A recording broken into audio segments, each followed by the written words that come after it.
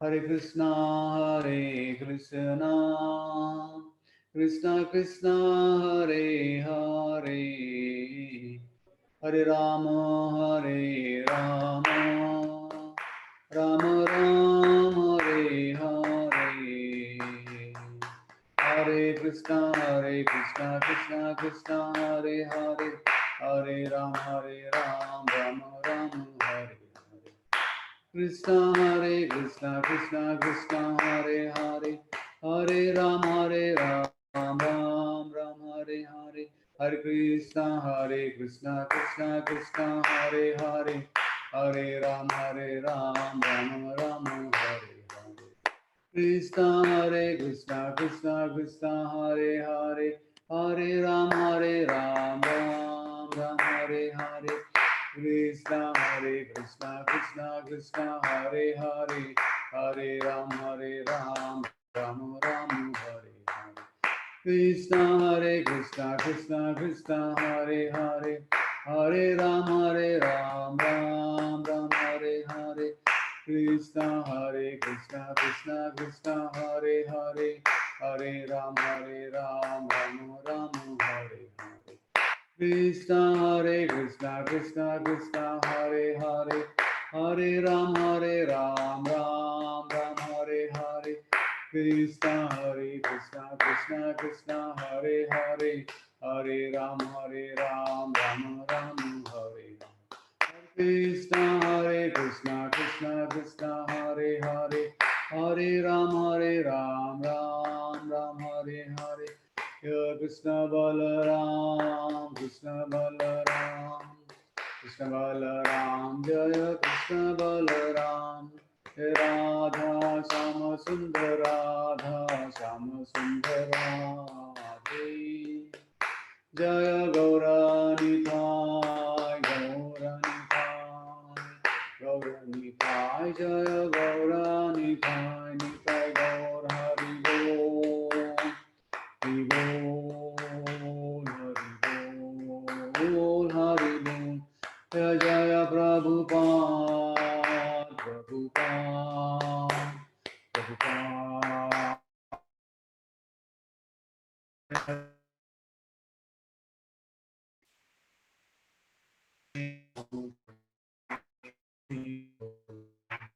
नाम संकीर्तन की जय निताय गौर Premanandi.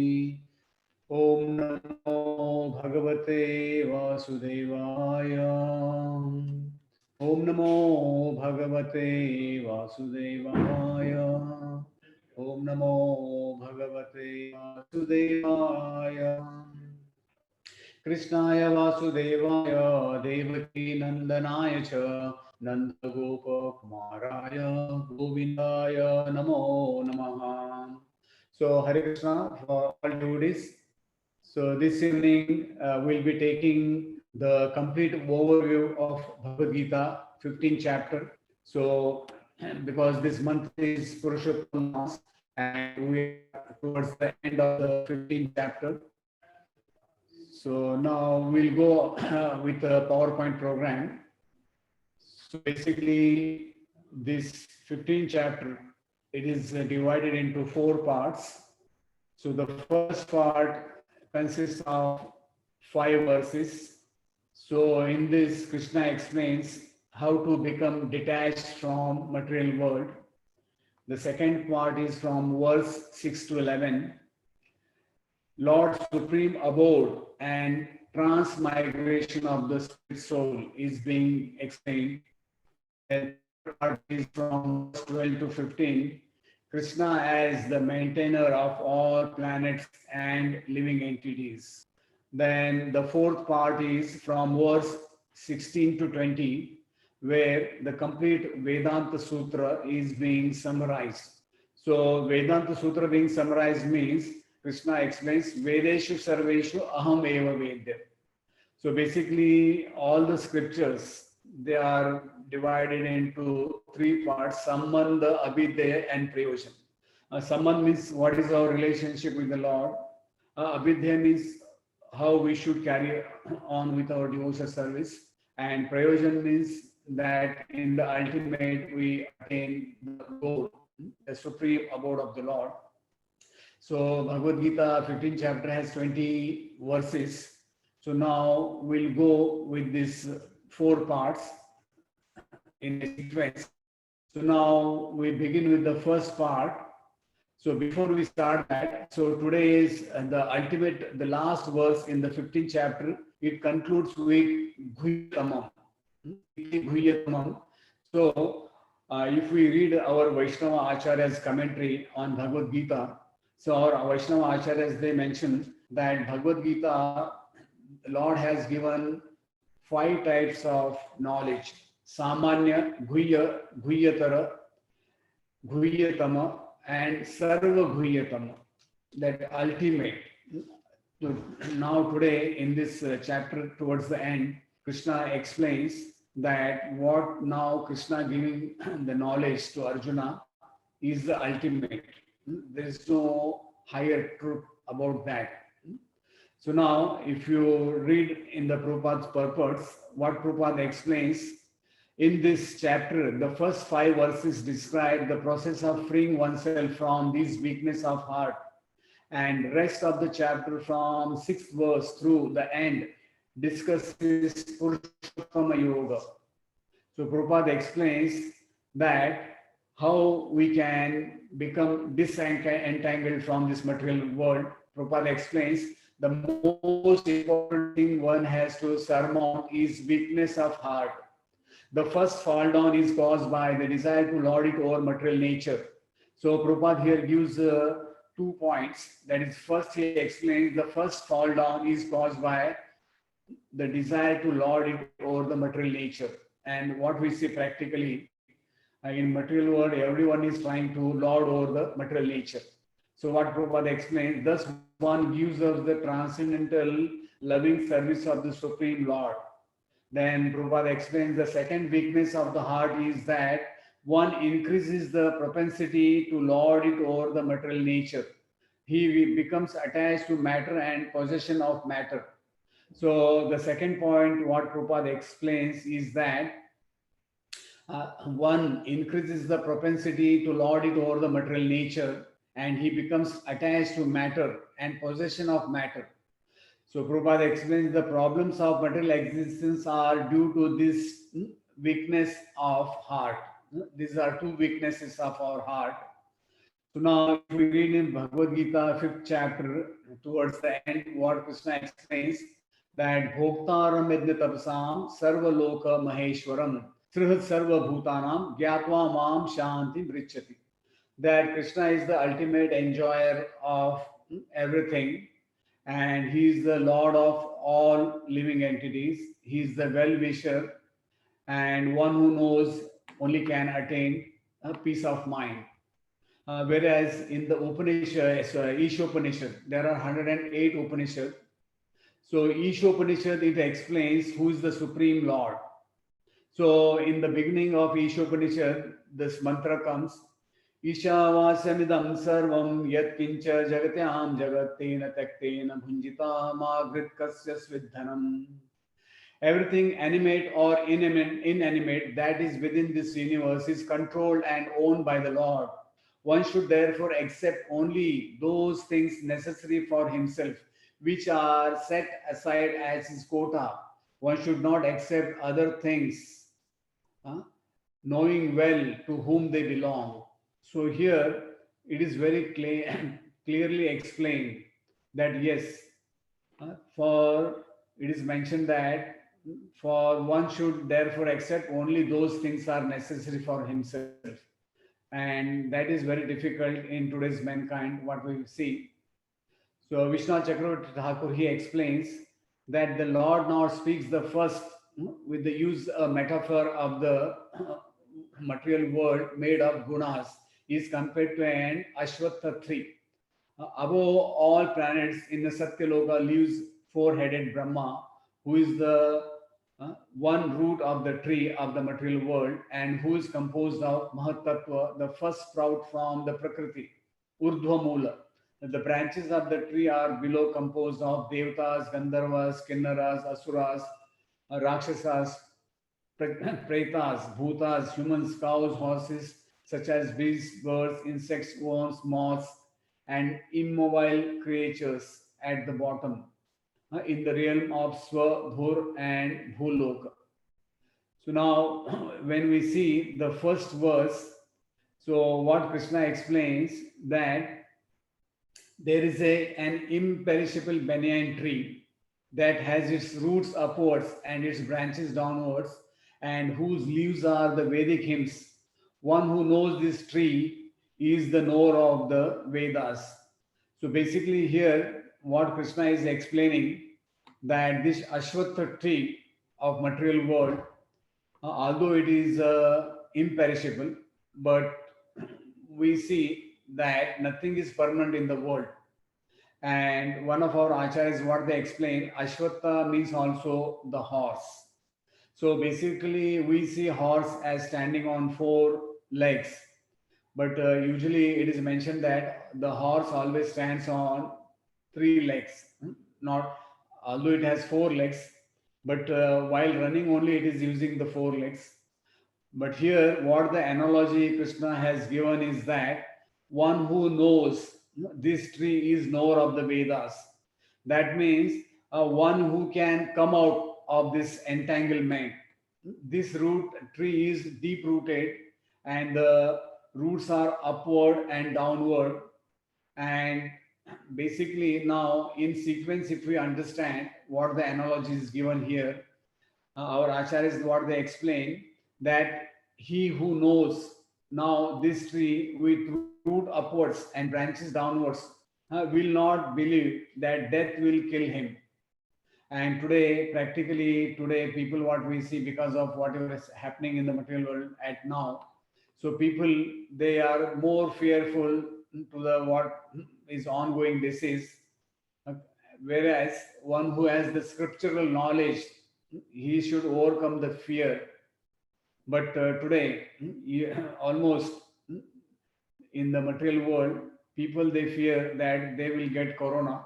But it is found that, especially in India, the mortality rate is 0.05.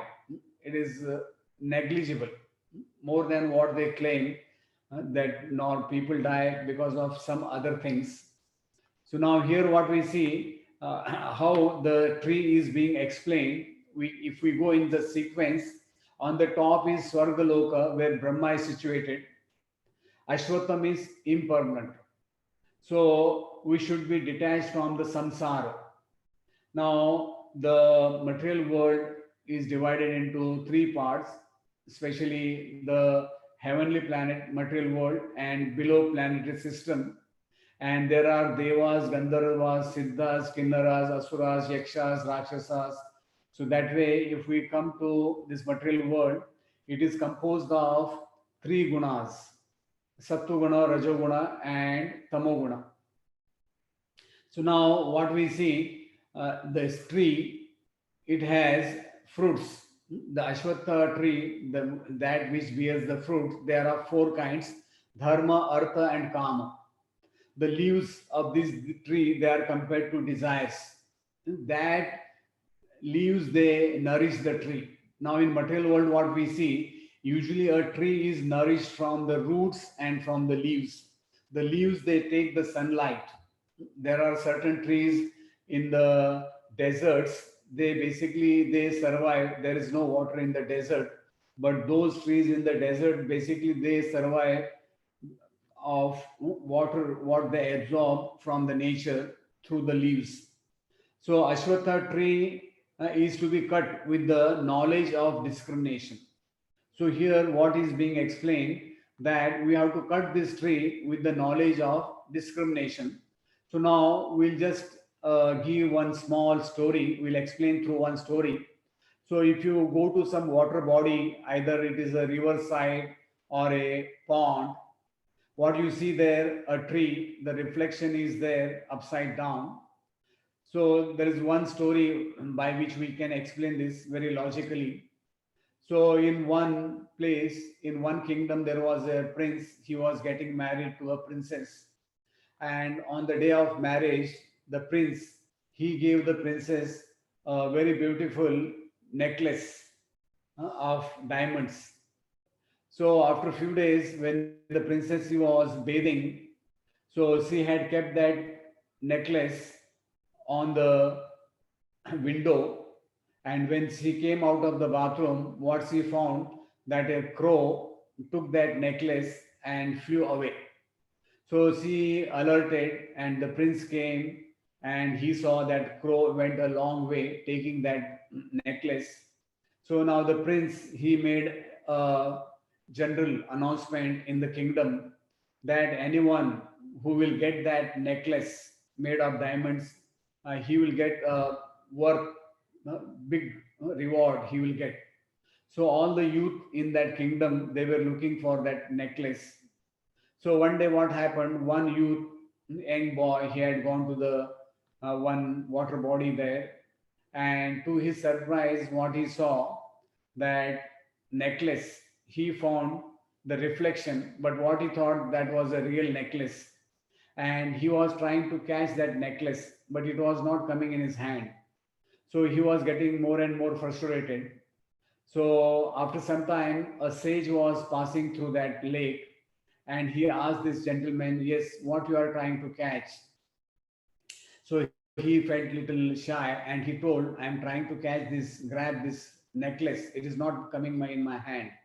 So then the sage, what he told, that is not there in the water. Just see up in the tree. It is hanging in the tree. So the young boy, he was very much happy. So now, in the material world, through this story, what we can understand is that whatever happiness we are trying to accomplish or we are trying to find in the material world, that we are not going to get at any cost in the material world. So the real happiness we will get only in the spiritual world. So as long as we are trying to get the happiness in the material world, that is a just reflection, what we heard in the story. So in the second verse, Krishna explains the branches of this tree extend downwards and upwards, nourished by three modes of material nature. The twigs are objects of the senses. This tree also has roots going down, and these are bound to the fruitive actions of human society. So, on an average, what we see every day, we are doing so many things in the material world, and we are bound by all the karmas, good karmas, bad karmas, whatever we are doing in the material world. So as long as we are in the material world, our thinking, feeling, and willing, it is creating a subtle body, and that will take us to our next destination. So material world, what we see, more or less, people are absorbed in materialistic activities, collecting more and more and more. So they are never content. They are going to different demigods. They are trying to become more and more rich. They want to go to some heavenly planet after relinquishing this body, but that they can't decide where they want to go. So this way, what happens in the material world, because we are covered with so many this material three modes. So because of these three modes, they are acting on us, and in the material world, more or less, we are carried away by these three modes. Now, in the third verse, what Krishna explains, the real form of this tree cannot be perceived in this world. No one can understand where it ends, where it begins, or where its foundation is. But with determination, one must cut down this strongly rooted tree with the weapon of detachment. So now in this picture, you can see a tree, the roots. You can't make out where from the roots are originating. So now here what Krishna is explaining, that we have to cut down this tree with the weapon of detachment. Weapon of detachment, here what Krishna explains, that unless we have the knowledge of discrimination, the weapon of discrimination, detachment, how this material world is false, so we can't come to the proper conclusion how this material world is going on. So we should know this material world is completely reflection. And when we take to devotional service, so then in the fourth verse, Krishna explains our next destination, where we destined to go. If we see in the Bhagavad Gita 8th chapter, Krishna explains, A Brahma Bhuvana Loka Punaravartina Arjuna Mam Upite tu Kaunteya Punarjanna na Vidyate. So here in the fourth verse, what Krishna explains, thereafter one must seek that place from which having gone, one never returns and there surrenders to that supreme person Godhead from whom everything began and from whom everything has extended since time immemorial. So now Krishna us in this verse what should be our next destination. And in the Bhagavad Gita, there are a good number of verses where Lord Krishna explains about the spiritual world. More or less, in this verse, Krishna explains what should be destination. In material world, when we leave our home, we know where we are going, which destination we are going. So similarly, what should be our next destination. And in the next verse, in the verse 5, fifth verse, about that what should be our qualification. Thereafter, one must seek that place which having gone, one never returns and surrenders unto the Supreme Lord. This is what is explained. Now we should know there is a spiritual world where everything is eternal. Lord Krishna's abode is there, which is a Sanatan, which is the eternal abode. So there we have our eternal relationship with God. And out of 12 rasas, there are 5 rasas called Shanta, Dasya, Sakya, Vatsalya, and Madhurya. So out of these 5, any one rasa, we are connected with the Lord. And while in the material world, when we are in deep devotional service, when we come to the platform of Prema Bhakti, so when we come to the platform of Prema Bhakti, one can visualize while in this material world, he is Siddha Swarupa. Siddha Swarup means that our eternal form in the spiritual world, that can be realized in this material world before leaving this material world, that we can make out. And now verse number 5, here what Krishna explains, those who are free from false prestige, illusion and false association, who understand the eternal, who are done with material lust, who are freed from the dualities of happiness and distress, and who unbewildered know how to surrender unto the Supreme Person, attain to that eternal kingdom. Now here Krishna explains pros and cons. What are the qualifications and what are the disqualifications which are needed to go to the spiritual world. So in the beginning, what Krishna explains, free from false prestige, illusion, and false association, who understands the eternal, the Supreme Lord, and who are done with material lust, who are free from dualities of happiness, distress, and who is unbewildered and knows how to surrender unto the Supreme Lord. So these are the criterias you have to meet in the material world. If someone has to go abroad, wants to go abroad like Europe, America, any other country, so there are certain things one has to have, like a passport, a visa, some bank money is required. You should have a medical certificate. You should have a no crime certificate. And there are so many other things required. So if that is so in the material world, then we can imagine. So what is needed to go to the spiritual world? That is what is explained by Krishna in this verse. So when we come to the material world, we can see in the Bhagavatam and many other literatures, there are stories explaining how, like Dhruva Maharaj, there is a pastime mentioned how he went to the spiritual world. Also in the Maharashtra, there was a saint by name Tukaram Maharaj. So just about 300 years back, he was there in Maharashtra near one place called Dehu, near Pune. And this is put in there that local people, they have that understanding. Yes, this pastime took place, and Tukaram Maharaj, he went to the spiritual world. A spiritual plane came, and he went to the spiritual abode. Also, there is one nice book of this saint, the history, his biographies mentions. So this way, there are many others literatures. We have Brihad Bhagavatamrit, wherein Sanatana Goswami explains about Gopakumar. So this way here, what Krishna explains, that one who is qualified to go to the spiritual world, and in this picture you can see the Gop Kumar is being received by Lord Krishna in Golok Vrindavan. So that is our ultimate destination. So now in the sixth verse, Krishna explains about the spiritual world. So what Krishna explains, that supreme abode of mine is not illumined by the sun nor the moon nor by fire or electricity. Those who reach it never return to this material world. So now here what we see, Krishna is explaining about the spiritual world, about the Vaikuntha Jagat, Vaikuntha world, and the complete creation of the Lord, the two-third creation is Vaikuntha world.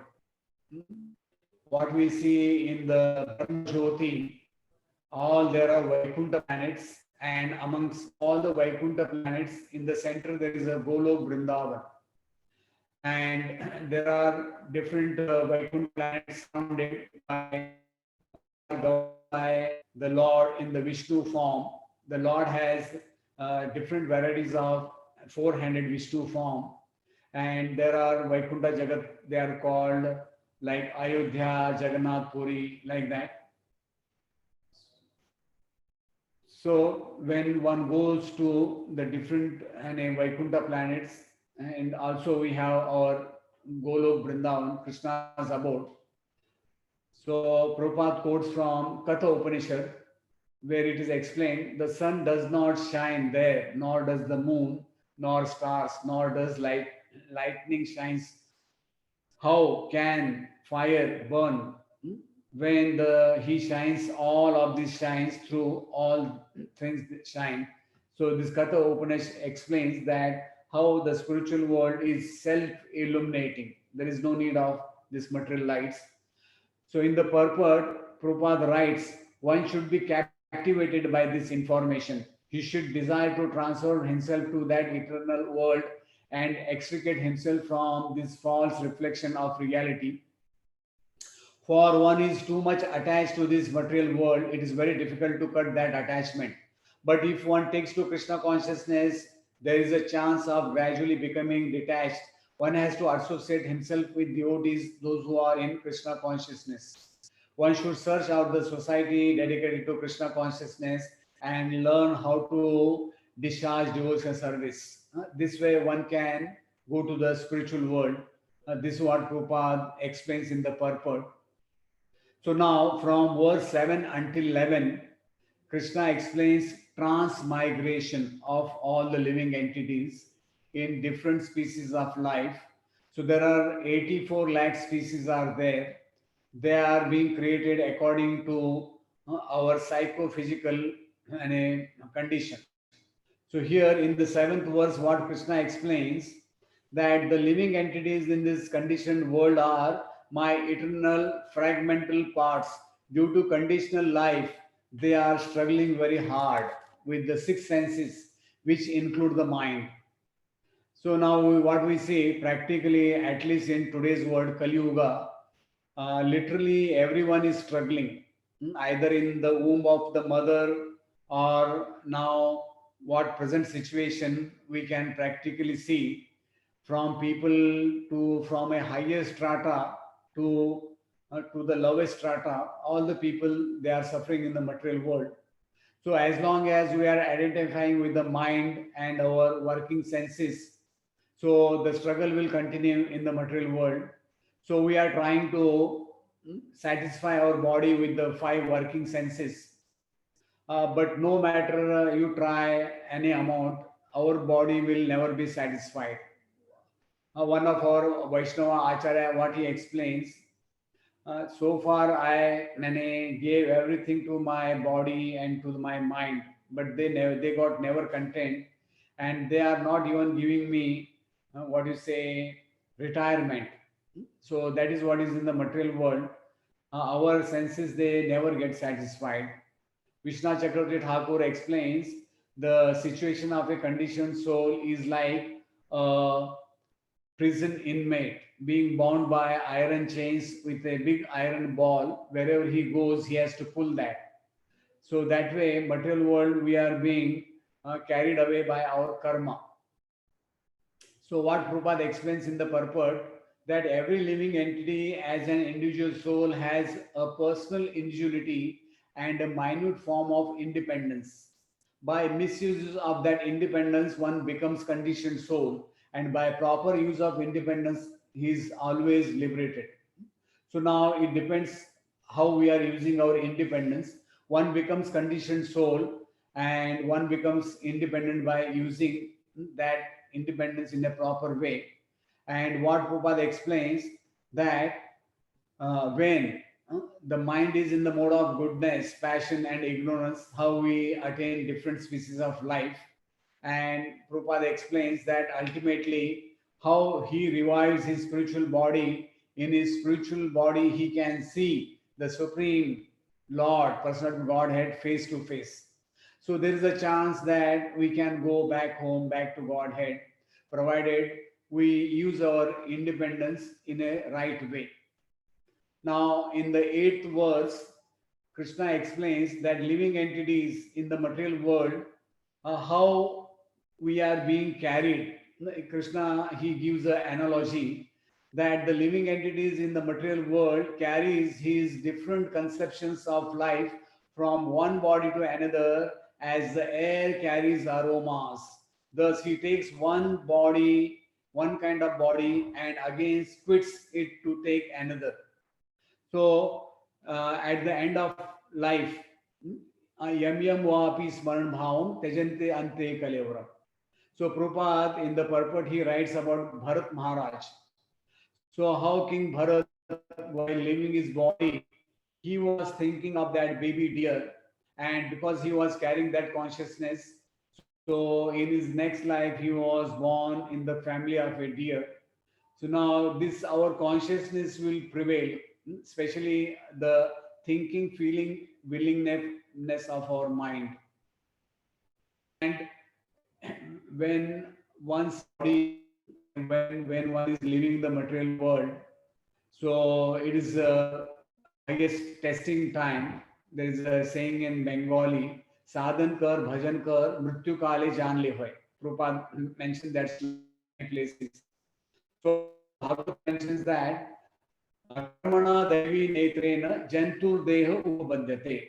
That means whatever activities we do in the material world, karmana devi netrena means towards the end of life, what life we should get next in our next destination, that will be decided by the higher authorities. Like if I write down an exam paper, I can't say I want 90%, 95%. No. The person who's examining the paper, he will decide. So similarly, everyone is in the material world, they are under Yamraj if they are not doing devotional service. So there is one verse in the Srimad Bhagavatam, 10th canto, in which it is mentioned, at the time of death, according to the thinking, feeling, willing of mind, which is involved in the fruitive activities, one receives a particular body. In other words, the body develops according to the activities of mind. Changes of the body are due to flickering of the mind, for otherwise the soul could remain in its original spiritual body. So now we come to the verse number 9. So this verse, Krishna explains the living entity, thus taking another gross body, obtains a certain type of ear, eye, tongue, nose, and sense of touch, which are good about the mind. He thus enjoys a particular set of sense objects. So Prabhupada gives an example like a hog. So hog, he always relishes the stool, and if we give some halwa to a hog, he can't relish. because he got a certain kind of ear, eye, tongue, and nose and sense of touch. So the hog will try to enjoy in that kind of body. So in this material world, all that 84 lakh species of life, they are being created according to one subtle thinking, feeling, willing, and that subtle thinking will create another body for next life. And what we see, uh, the transmigration, it is happening, and it is mentioned in the scriptures that from aquatics, then we come to trees, creepers, then insects, then birds, from birds, then gradually we evolve to human beings. So now we can understand this is a long process, and especially those who degrade, karanam guna sangasya sad asad yonisu janmasu. What Krishna explains, that how we have associated in this life, what kind of consciousness we have made. So that consciousness will give us the next body. Like in the old time, I remember when the cameraman used to come to click a photo, that time we used to make some mimicry, and that mimicry during his click. So that pose used to come in that photo. So similarly, our consciousness will prevail. What the consciousness there at the time of death. So now in the next verse, verse number 10, what Krishna explains, the foolish cannot understand how the living entity can quit his body, nor can understand what body he enjoys under the spell of modes of nature. But one whose eyes are trained in knowledge can see all this. So now what do we see? Our consciousness, if one is involved in meat eating, he will get the body of a tiger. If he's eating throughout the day, he will get the body of, if he's exposing the body, he will get the body of a tree. And if he's sleeping more than the required time, he may get the body of a polar bear. So now here, those who are in knowledge, they can understand, and those who are not in knowledge, they will never understand. So that is clearly explained in the next verse. So now what we see, when in the material world, when one's life comes to an end, it is mentioned, like Kapil Dev, he tells his mother, Dehavati, that Yamdutas, they come and they take the person who is about to leave the body, and completely he explains the state of mind of that person who is about to leave the body, how he is in a sad state of mind, how he is helpless, and he is in a very fearful mood. And that person who is going to leave the body, he can see them do thus. The dogs are barking. So he is concerned, what will happen to my wife, my children, my society. So all this thing is there in that person's mind. But once he is taken to Yamraj, there Chitragupt, he will give the complete report to Yamraj that what our next destiny should be. Our means the person who is being taken to Yamraj. So now we come to verse number 11. The endeavoring transcendentalists who are situated in self-realization can see all this clearly. But those whose minds are not developed and who are not situated in self-realization cannot see what is taking place, though they may try to. So now what you see in this picture, that in a family, people are grieving for the death of a person, but you see there one saintly person standing, and on the top, what he's seeing, that soul has left the body. So now if we go to the doctor can make out what disease we are suffering from, and they can give the prescription. Similarly, like supposing if I have an X-ray taken, I can't make out what is the this thing problem within my heart or some part of my body broken, something like that. Only a doctor who knows how to see the X-ray, how to read the X-ray, he can make out what exactly, where exactly the problem is. So similarly, a person who is self-realized, he can see what is happening. That we should know clearly from this verse. So there is a story of King Chitraketu in the Srimad Bhagavatam when his son left the body. This is a big story. To make it short, Angira Muni, he brought Narad Muni, and Narad Muni, he brought back that child to life.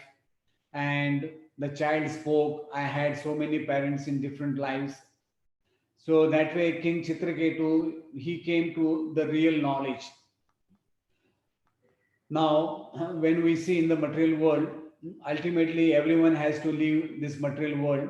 It depends upon in what physical state of mind. If he's a devotee, he's well protected. But if he's not a devotee, he's surrounded by the family, doctors, and many other people. But he can't help himself. So now we come to the third part of this Bhagavad Gita 15th chapter. So now coming that four verses, they explain how Krishna is the maintainer of all the living entities and the planets. The sun's the splendor of the sun, which dissipates the darkness of this whole world, comes from me. And the splendor of the moon and the splendor of the fire also comes from the Lord. What we see in the material world, the Lord is called Surya Narayan. The sun is giving so much light, and this material world, practically all the 84 lakh species, we are surviving because of the sunlight. Sunlight is giving life to all the living entities, either in the ocean or the land. More or less, we are mainly dependent on sunlight for our existence. Also, what we see, the moon also plays a crucial role. So the moon provides in the vegetation the juice and the aroma, the flavor. This is being provided by the moon. It is a very subtle science we can't understand. Also, there is a digestive fire in our body which digests our food. That is what is mentioned. So now Krishna explains that in this verse number 13, that how he enters each planet, and he explains, by my energy they stay in orbit, and I become the moon and thereby supply juice to all the life and vegetation. So in the night we can see in the sky, open sky, so there are so many galaxies, stars. So it is mentioned in the sky there are 1 billion stars. We can't even count. And just to go to a nearest star, so it is mentioned if we go by the speed of today's jet plane, so it will take about 100 years. We can't imagine going to other planet system. So Prabhupada has written a very nice book, Easy Journey to Other Planet. And today's world practically, the materialistic scientists, they are cheating people. They are giving so many post-dated checks. They are telling, they are giving us so many false promises of taking to moon, Mars, and many other planets. So it is all hoax. This can't happen. So what we see practically, it is impracticable what they explain, and we should not get carried away. Like 50 years back when Prabhupada was in America, that time there was a Americans, they were telling that they were going to the moon by Apollo mission, but that didn't take place. That was a pre-recorded, and the entire humankind, it was misguided. So being a devotee, we should not get carried away by all these things. And what we see amongst all the planet system, because the Lord is taking care of them, so all the planets in each planetary system, all the planets, they have their rotation time, like from 24 hours to so many days, so many days constitute a year. You can see the list: Mercury, Venus, Earth, Mars, Jupiter, Saturn, Uranus, and Neptune. They have different hours, different days, which is counted in the years, very difficult to digest for materialistic science. So now in the 13th verse, what Prabhupada explains, I enter into each planet and by my energy, they stay in orbit and become moon. So now here what Krishna explains, second part. So what we see, like every day we are eating so many fruits, vegetables, many other things. So all these vegetables, they get this thing, all the juices and taste from the moon. And next verse, Krishna explains that he is a digestive fire in our stomach, and he digests four kinds of food what we eat.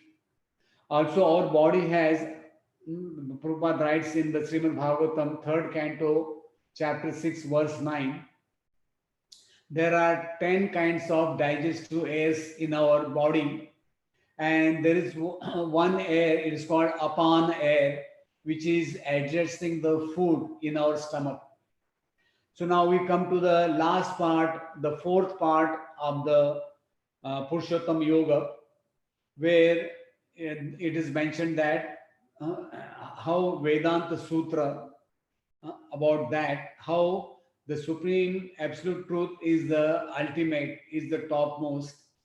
So in this verse, especially this 15th verse is very important.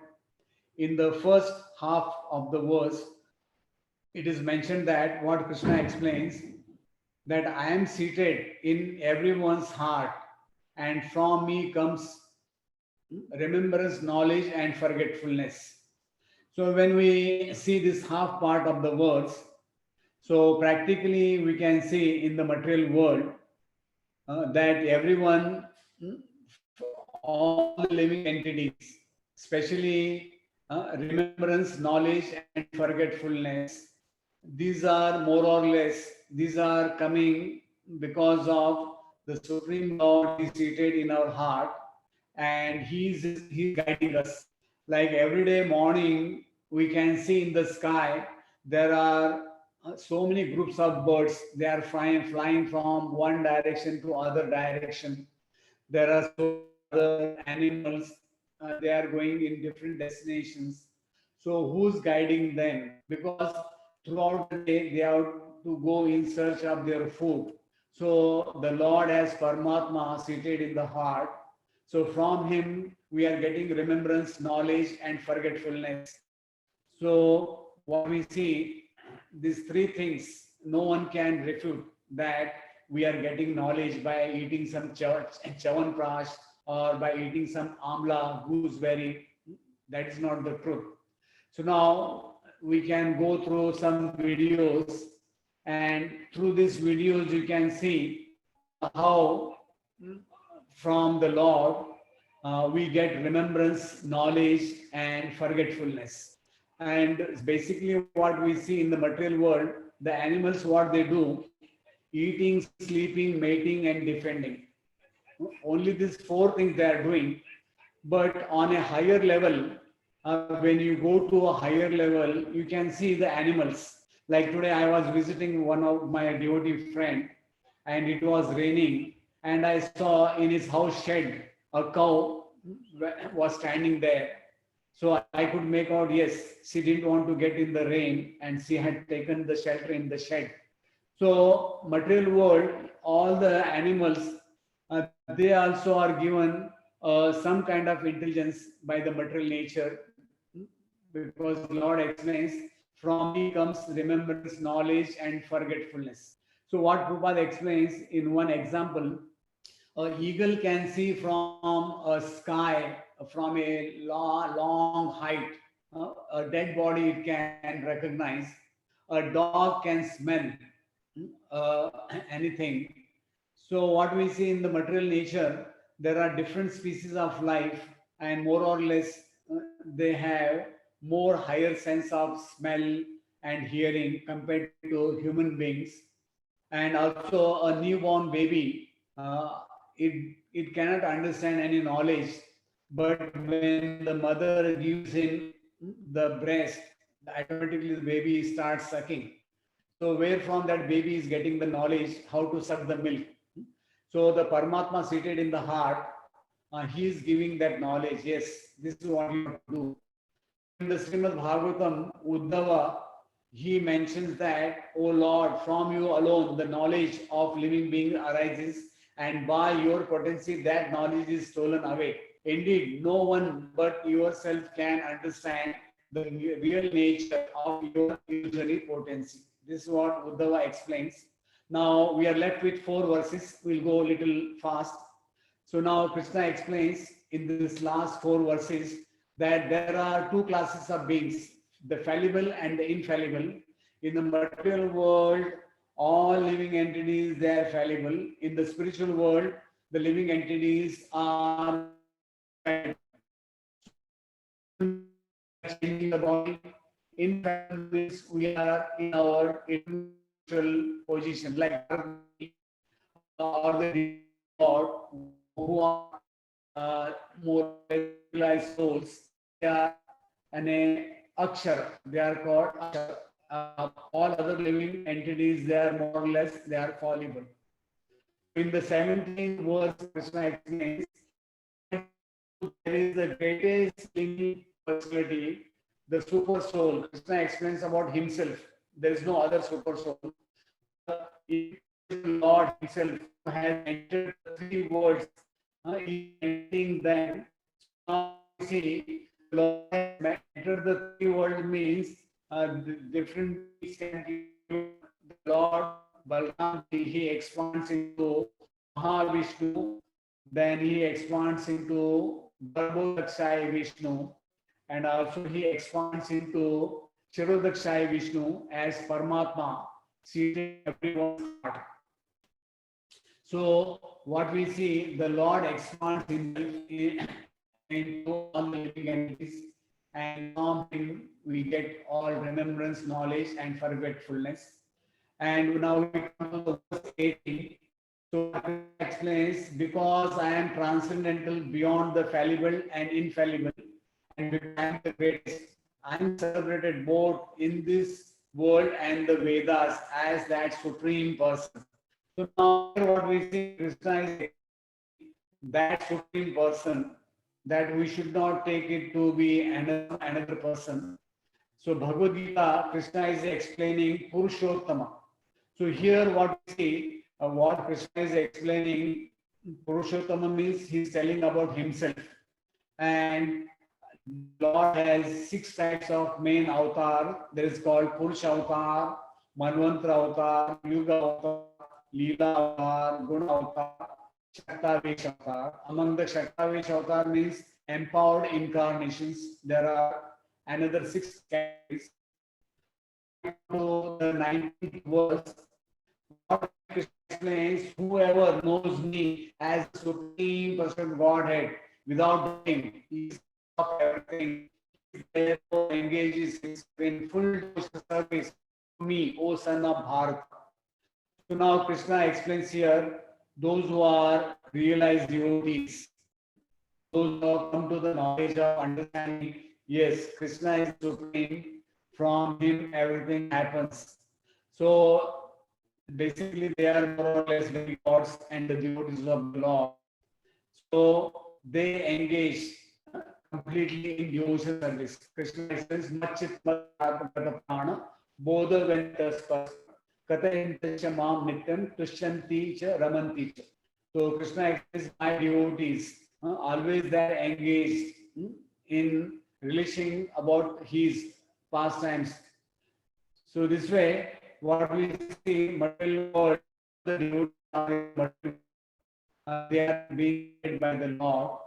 Prabhupada quotes from Mundaka Upanishad that if we understand the Supreme Lord, that means we know everything. Yasmin vidyate sarvam vidyatam evam bhavati. That means, like the example, when you are cooking, if you want to check whether the food is being cooked, you just take one grain and you press it. If you see that grain is little cooked, then you can understand all other grains are cooked. Similarly, when we understand that Supreme Lord is cause of everything, that means we come to know everything. That means we know everything. So in the end, what Krishna explains is that this is the most confidential part of Vedic scripture, O sinless one, and it is disclosed now by me. Whosoever understands this will become wise, and his endeavors will know perfection. That means, Baldev Vidyabhushan, what he explains, once one understands this 15th chapter, one will, if he's a devotee, he will automatically, he will become wise. So he will know, yes, ultimately Krishna is doing everything, and he will not go to any other things. So like Narad Muni, he is always Narad Muni Bajaye Bina Radhika Ramana Nami. So the devotee will always, he will get engaged in the devotional service because he knows what destination he is going to go in the next life. So this way, I tried to explain in brief the 20 verses of this 15th chapter, and we'll conclude with the commentary of Baldev Vidyabhushan. So Baldev Vidyabhushan explains that 15th chapter 1 learns that the person Krishna who is different from the conditioned and liberated soul, and who supports and is superior to both of them, Lord. So we should know that we are not one with the Lord. We are not one with the Lord. We are separate from the Lord. We are a part and parcel of the Lord. So that way we should know that as the part and parcel of the Supreme Lord, we are not one with the Lord. That should be our understanding. So today we concluded this Bhagavad Gita 15th chapter. So the time is almost over. This is divided into 4 parts. Part 1, becoming detached from the material world. Part 2, the supreme abode of the Lord, transmigration of the spirit soul. Part 3, Krishna as maintainer of all the planets and all living entities. And ultimately, summary of the Vedanta Sutra. That means the Supreme Lord is the absolute truth. So Hare Krishna. So if somebody has some questions or comments, so they can come up, they can unmute their mic.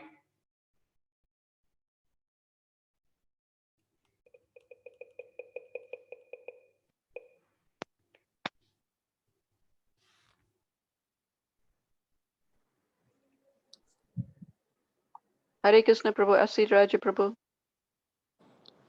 Hare Krishna, Devananda Pandit Prabhu, you made super excellent PowerPoint slides, and what a wonderful way to summarize the chapter and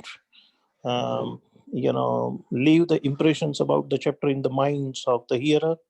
So I joined the class just midway, but I was very pleased to actually see how you presented it. Thank you so much, Prabhu. I think at this chapter, she does the recording and she is putting it on YouTube. Those devotees, those who want to take the benefit, I think they will free time. I think almost all the devotees video and their lectures are recorded and they are uploaded in our Sure. Also. Unfortunately, what I see in devotees, they come for the lecture. That is the sad part. So we can't. It's up to the authorities. They should make actually Vrindavan, more or less, there are more than 200 in the temple. Congregation, there are good somehow this is the how to take care of this matter.